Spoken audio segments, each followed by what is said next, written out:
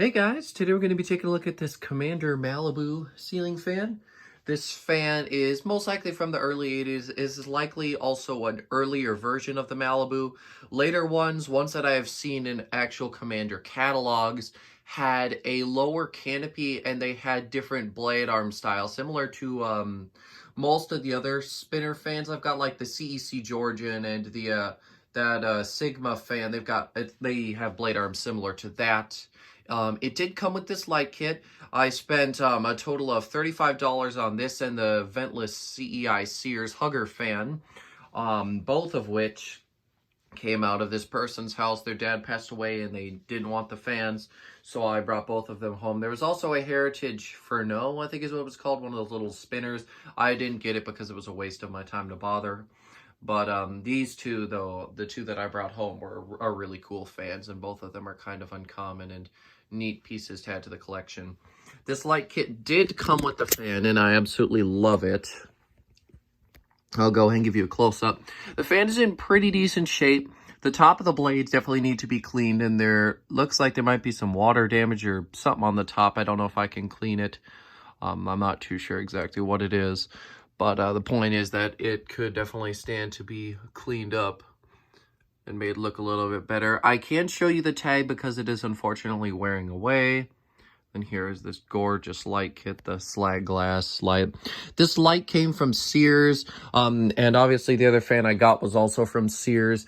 I do not think the fan itself is from Sears. I don't remember Sears ever selling Commander fans. It is variable speed. It goes rather fast. I haven't adjusted the trim or anything. And it starts forward. You pull it once you get forward. The next time you get reverse, and the next time you get off. So anyways, I'll start by turning on the light kit. I want to do it while I'm up close so I could give you a close-up on the glass while the light is on here. Absolutely gorgeous. These tassels aren't original. Those are the ones that came with the golden fan.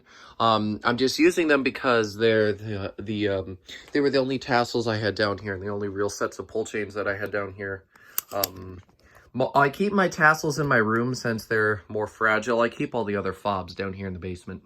But anyways, we are going to be testing it with the kilowatt today.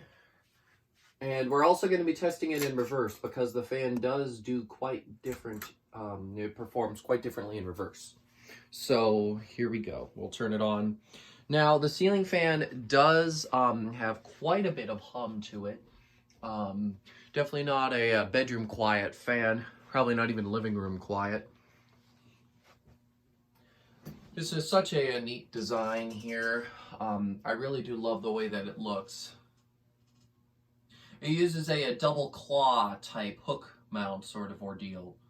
And by the way, I should probably mention, if you're noticing that my voice actually sounds like it has more energy than when I actually recorded the original, like the new fan video for this, it's because I decided to remake it when my voice is actually decent. For some reason, my voice still isn't fully recovered, but I feel okay today, and my voice doesn't sound that bad, so I want to record this again here. So once again, like what normally happens, you won't see the original, but just in case you notice that it sounds different than what how I sounded in the video where I introduced this fan, that's why. So all the noise you are hearing from this fan is the motor. The glass had a really bad vibration problem before I put some rubber bands around it that has stopped it. The only thing making noise right now is the motor itself. I'm assuming it uses a cardboard box variable speed control. That's literally my best guess. And about the only logical guess as well. So as you can see, low speed here is quite fast. Definitely would need the trim adjusted. Don't know when I'll get to that. Does move really good air though. So let's see, 0.43 amps, 52.8 watts, and 0.46 on the power factor. And actually, hold on, let me look at this. Oh, I lied, it's 24.5 watts. For some reason, the kilowatt was giving me the wrong reading. I don't know why. But no, it's 24.5, not 50 or whatever I said. Turn it up to about a medium speed. And then after that, we'll just go straight high. Does have a bit of a wobble to it. It's not bad. It doesn't look like any of the blades are out of alignment. It's more just a balancing issue, which I could, I'm sure, sort out, but I don't know when I'll get around to it. Does move really good air, though. This is a great fan. I do believe it's 48 inches. That's what makes sense to me, anyways, for a fan like this. I really do like these vented spinners here. And I do know that they had similar versions of this, like labeled as Sierra as well, I believe, according to a video I saw of Dan's. Then someone else has found a polished brass version of these, one of the later ones with the lower canopy. I think it still had this type of blade on, or blade badge, though. It's a rather fast fan. I wish I could use the tachometer with it. Let's see, 0.59 amps, 49.43 is fluctuating between the 2 watts. And, let's see, oh, I don't know why it's doing that now. There we go, power factor, 0.68 on the power factor. Okay, so now we'll just go full high. Since there's not much speed range out of the fan, I don't see too much point in actually going through much more than what I am. I don't know how much difference there's between this speed and the last speed. I think there is some. And also the hum is now quieted down because it is now basically running full high. It's really moving the air around, though. My bubble wrap is really blowing around like crazy right now. Yeah, this fan is a beast. It's rather unassuming.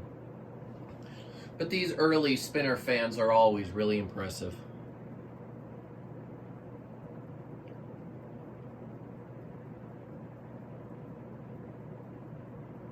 I can definitely feel it. Can feel it all the way from me standing all the way over here by the stairs. Fan's a real beast. Alright, let's go take a look at the kilowatt again, then we'll do spin down, and then we'll go and throw it in reverse. Okay, 0.68 amps, 72.6 or 72.7. Oh, no, 0.8. No, it's fluctuating between 0.7 and 0.8 watts. And, let's see, looks like almost a whole power factor. Alright, for this, I'm just going to go ahead and unplug the rig. I'm also going to get it set up for reverse there. We'll also put the thing all the way back to low.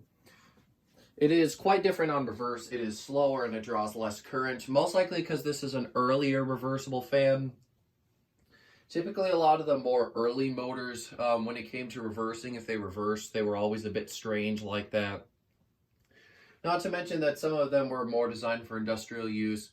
This motor here, I don't really know whether it would have originally been designed for commercial use. I'm not familiar, besides the Pacific Breeze from Commander, I'm not too sure what other industrial type fans they've had. I know that they have had some, I just can't think of them off the top of my head right now.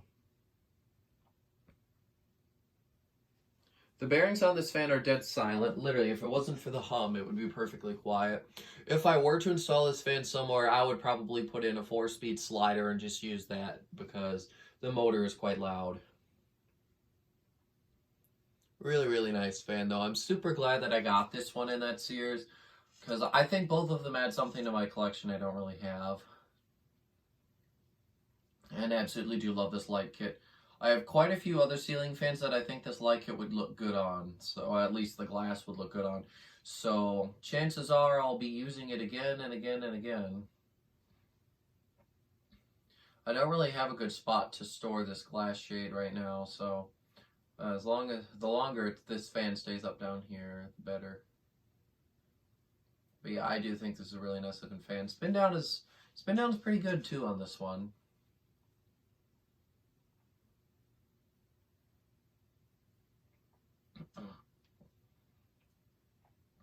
I think I'm not really going to run it on medium. I think I'm just going to go the lowest and the highest speed in reverse.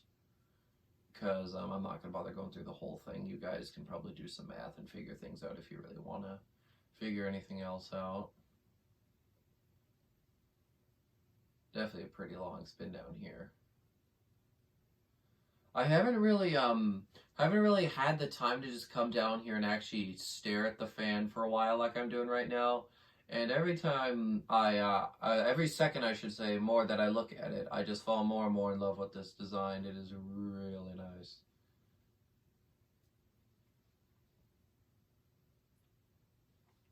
Definitely reminds me of something you would find in like a pizza shop or something with that slag glass light kit on it.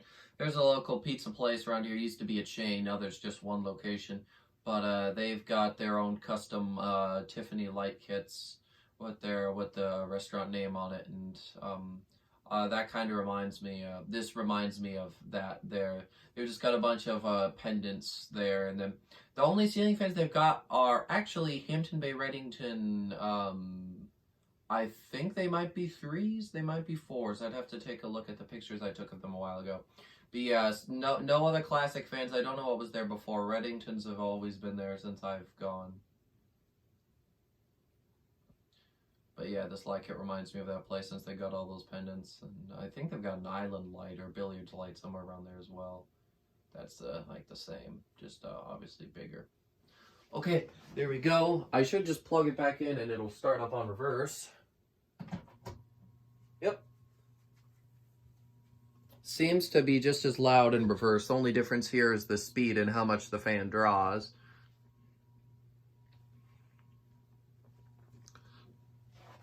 The low speed I get on the reverse side is more like what I would want, even though I would still want it to be even slower. I'm going to try to see if I can get it to where the fan just is really creeping on the lowest speed. That's what I like. I like having that option, even though it's literally completely, at that point it doesn't do jack squat really. Well, it might do a little, but that's more for appearance. I like that. I like having the aesthetic low as an option, but I also want to have something functional, which is why I tend to like 4-speed slider controls the best. Or those Emerson 6-speed remotes that they let you use on the AC fans, like the K55s and the spinners. I like those because those actually give a decent speed range, and some people are going to be saying, what about DC controls? Those do the same. Basically, they give you 6 speeds. Well, when it comes to the DC controls, some of them, the speed range is absolute garbage. That's what I've tended to notice. Those Emerson 6-speed controls and Casa IntelliTouches and variable speeds with an adjustable trim that can get you real slow. Those are the kinds of things I like. Or, of course, 4-speed sliders. Anyways, let's go ahead and take a look, and I'll tell you what it's drawing here on reverse. 0.33 amps, 22.3 watts, and half a power factor. So it is definitely different. We'll just take it all the way up to high now. It's slower on high, too.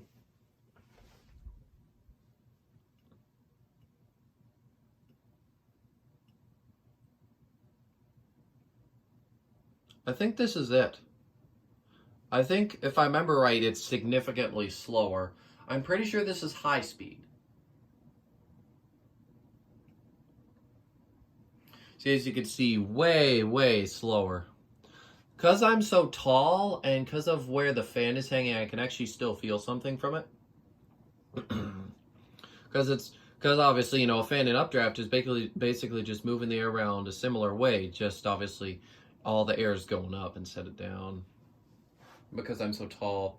Typically, because of where the fans hang down here, when they're in reverse, it doesn't really do a whole lot. All right, let's go take a look at the kilowatt now, because I guess that is full speed.